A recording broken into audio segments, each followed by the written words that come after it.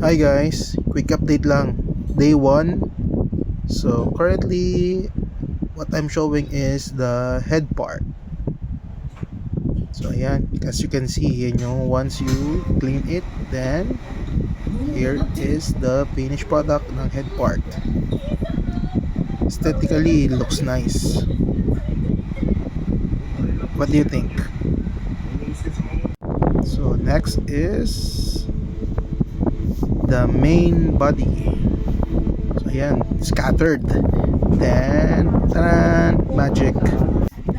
MS main body complete.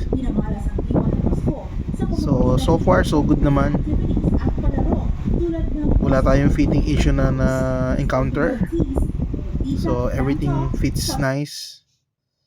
So ayan. So day 1 update, head part and main body complete. So follow for more.